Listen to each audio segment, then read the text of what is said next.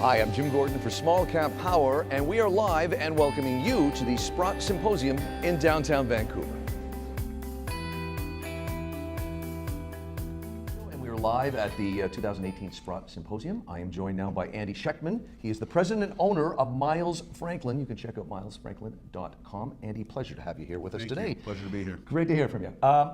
Let's talk about, first of all, the overall view of Miles Franklin. For our viewers that may not know of them, can you give us a general overview of the company? Sure, we're a precious metals retailer, been in business since 1989 in Minneapolis. We've done north of $5.5 billion worth of transactions. We've never, ever had a customer complaint, regulatory complaint, ever. Emphasis put on that, well done. You can search Google, you won't find one. Minnesota is the only state in America regulating the precious metals industry, and as such, we are licensed and bonded as if we sold securities. We are beholden to the Commissioner of Commerce with a very large surety bond with background checks of all our principals and employees and compliance and continuing education. That is the exception to the rule in the industry.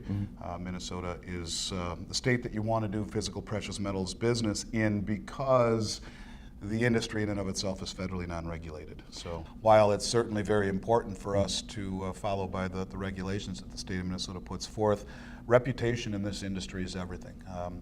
I'm here at the Sprott Show, and we are the only company that Sprott United States runs their precious metals business through. We have a relationship that exceeds 12 years now with them. We've been handling the physical precious metal side of the equation for Rick Rule's firm, and something we take very, very seriously, and as such, reputation is an extension of that trust that he gives us, and something that we work very, very hard to uphold.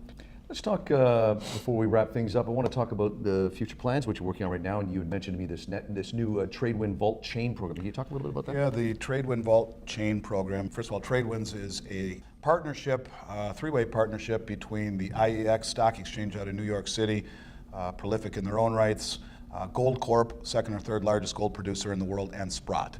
It is a gold program, physical gold, investable gold, 4.9 fine investable gold held at the Royal Canadian Mint with custody denoted on a private distributed ledger blockchain. There are no management fees, there are no storage fees. It is QSIP registered. You can take possession of the gold through fabrication or location swap. The point is this, that there are two ways to own gold. Either you own it physically or you don't.